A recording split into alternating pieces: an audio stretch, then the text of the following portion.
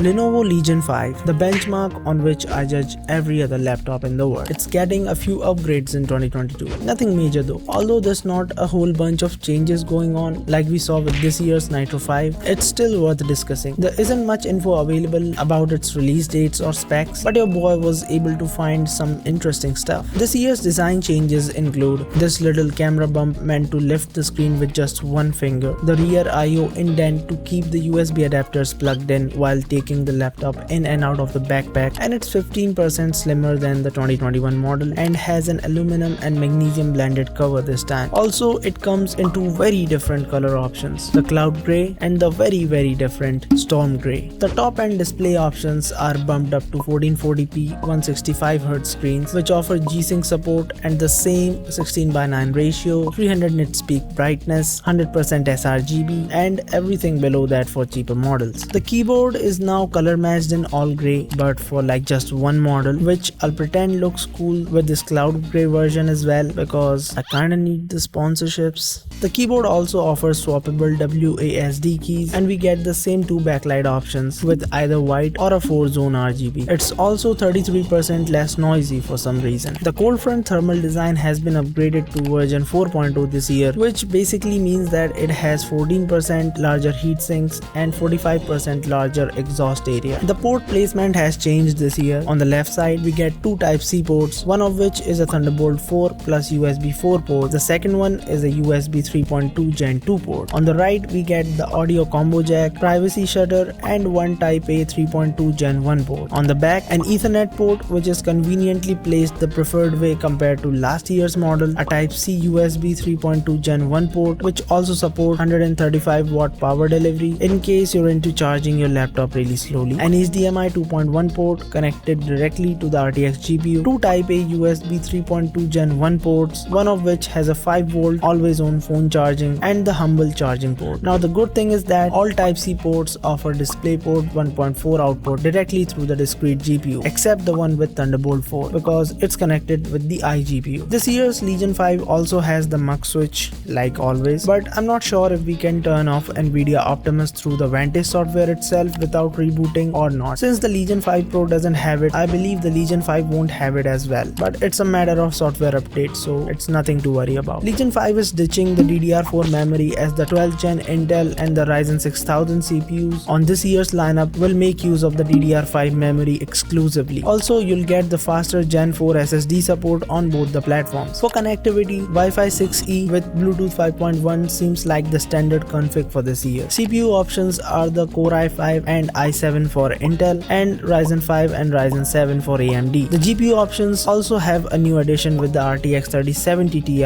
over last year's options, and hopefully this marks the end of the GTX 16 series GPUs from the Legion lineup, but I may be wrong on this. It will be exciting to compare the gaming and productivity performance as Intel has more cores and threads this year thanks to the Alder Lake architecture. It's also likely to have an advantage in core heavy workloads. Subscribe for that, as I will be ripping off all the performance reviews when these laptops come out. Now the stupid thing is the RAM upgradability options. On some models, usually with RTX 3050 or 3050 Ti, you can only get up to 16 gigs of RAM, whereas on models starting from RTX 3060 and up, you get up to 32 GB RAM support. But the storage options will be uniform across all the models, with two Gen 4 M.2 slots, one of which will allow up to a 512 gig SSD and the other one can handle up to a 1 TB SSD. It's also said that Lenovo is not implementing USB 4 on AMD models, not that I know of at least, which was one of the highlight features of Zen 3 Plus architecture. And the more ironic thing is the Intel versions, which already have Thunderbolt 4, will also have USB 4.